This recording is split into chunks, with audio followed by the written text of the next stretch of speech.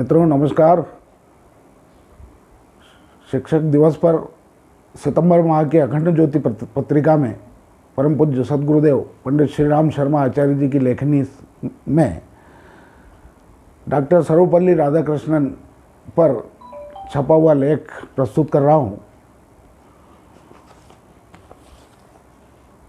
प्रसिद्ध विचारक Matthew Arnold ने कहा था कि विश्व के सर्वोत्कृष्ट कथनों और विचारों का ज्ञान ही संस्कृति है।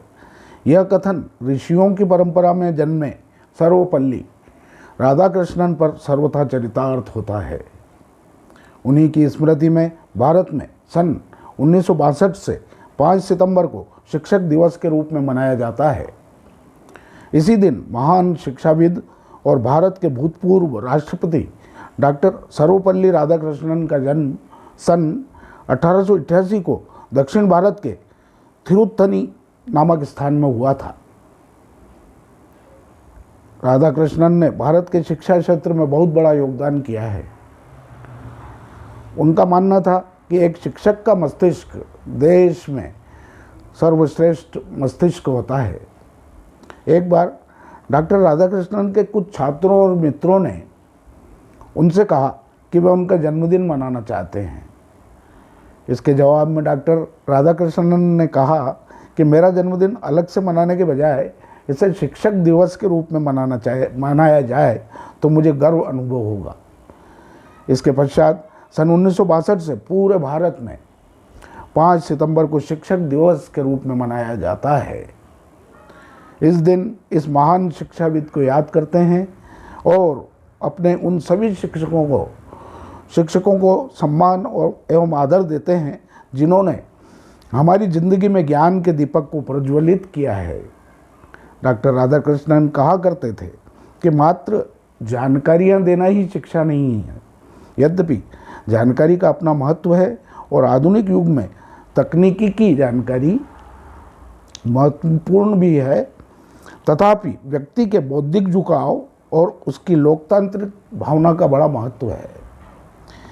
ये बातें व्यक्ति को एक उत्तरदायी नागरिक बनाती हैं। शिक्षा का लक्ष्य है ज्ञान के प्रति समर्पण की भावना और निरंतर सीखते रहने की प्रवृत्ति। यह एक ऐसी प्रक्रिया है जो व्यक्ति को ज्ञान और कौशल दोनों प्रदान करती है तथा इसका जीवन में उपयोग करने का मार्ग भी प्रशस्त करती है।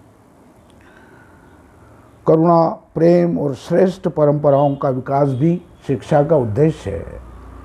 राधाकृष्णन कहते थे कि जब तक शिक्षक शिक्षा के प्रति समर्पित और प्रतिबद्ध नहीं होता और शिक्षा को एक मिशन नहीं मानता, तब तक श्रेष्ठ शिक्षा की कल्पना नहीं की जा सकती है। उन्होंने अनेक वर्षों तक अध्यापन कार्य किया। एक आदर्श शिक्षक के सभी गुण उनमें विद्यमान थे। उनका कहना था कि शिक्षक उन्हीं लोगों को बनाया जाना चाहिए जो सबसे अधिक बुद्धिमान हो। शिक्षक को मात्र अच्छी तरह अध्यापन करके ही संतुष्ट नहीं हो जाना चाहिए, बल्कि उसे अपने छात्रों का स्नेह और आदर भी अर्जित करना चाहिए। शिक्षक होने मात्र से सम्मान नहीं मिलता, उसे अर्जित करना पड़ता है। डॉक्टर राधाकृष्णन ने जिस परिवार में जन्म लिया वह एक ब्राह्मण परिवार था। उनका जन्म स्थान भी एक पवित्र तीर्थ स्थल के रूप में विख्यात है। राधाकृष्णन के पूर्वज पहले कभी सर्वपल्ली नामक ग्राम में रहते थे और 18वीं शताब्दी के मध्य में उन्होंने थिरुत्तनी ग्राम की ओर प्रस्थान किया था। लेकिन उनके पूर्वज चाहते थे कि उनके नाम के साथ उनके जन्म स्थल के ग्राम का बोध भी सदैव बना रहना चाहिए। इसी कारण उनके परिजन अपने नाम के पूर्व सर्वपल्ली लगाने लगे। राधाकृष्णन का बाल्यकाल थिरुत्तनी एवं तिरुपति जैसे धार्मिक स्थलों पर ही व्यतीत हुआ। उन्होंने जीवन के प्रथम 8 वर्ष थिरुत्तनी में ही गुजारे थे। उनके पिता पुराने विचारों के थे और उनमें धार्मिक भावनाएं भी थीं। इसके बावजूद उन्होंने राधाकृष्णन को क्रिश्चियन मिशनरी संस्था लूथरन मिशन स्कूल तिरुपति में सन 1896-1900 के मध्य विद्याध्ययन के लिए भेजा। फिर अगले 4 वर्ष सन 1900 से 1904 तक उनकी शिक्षा बेलूर में हुई। इसके बाद उन्होंने मद्रास क्रिश्चियन कॉलेज मद्रास में शिक्षा प्राप्त की। वे बचपन से ही मेधावी थे, इसलिए उन्हें विशिष्ट योग्यता का सम्मान प्रदान किया गया।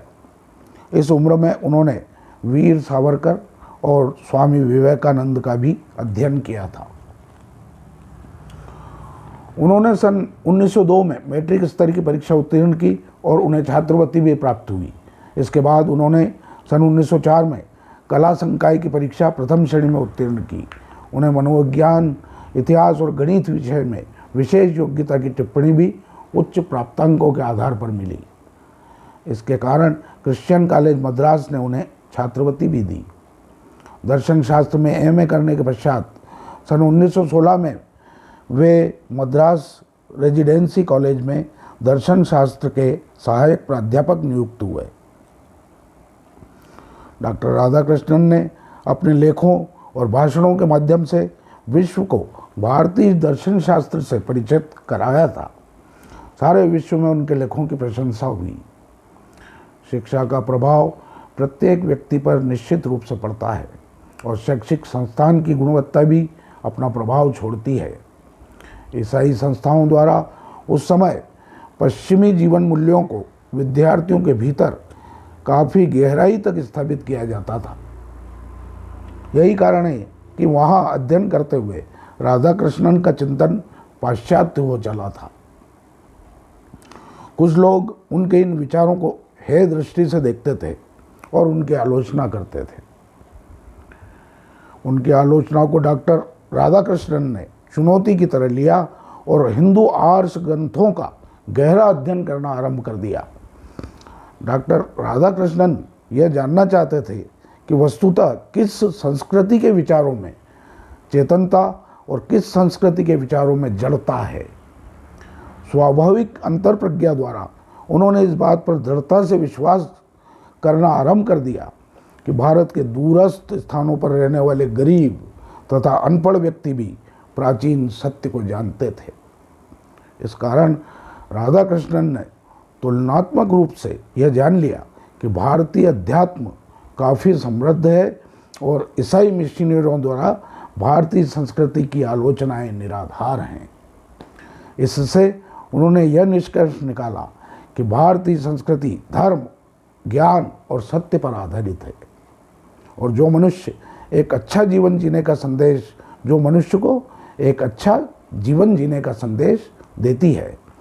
डॉक्टर राधाकृष्णन ने यह भलीभांति जान लिया था कि जीवन अत्यंत अल्प है और परंतु इसमें व्याप्त आनंद अनंत है। इस कारण व्यक्ति को सुख दुख में समभाव से रहना चाहिए। वस्तुतः मृत्यु एक अटल सच्चाई है जो अमीर गरीब सभी को अपना ग्रास बनाती है तथा किसी से किसी प्रकार का वर्ण भेद नहीं करती। सच्चा ज्ञान वही है जो हमारे अंदर के अज्ञान को समाप्त करे। सादगीपूर्ण संतोष वृत्ति का जीवन अमीरों के अहंकारी जीवन से बेहतर है। तालियों की उन गड़गड़ाहटों से भी बेहतर है जो संसदों एवं दरबारों में सुनाई देती हैं। इसी कारण डॉक्टर राधाकृष्णन भारतीय संस्कृति के नैतिक मूल्यों को समझने में सफल रहे। वे जानते थे कि सभी माताएं अपने बच्चों में उच्च संस्कार देना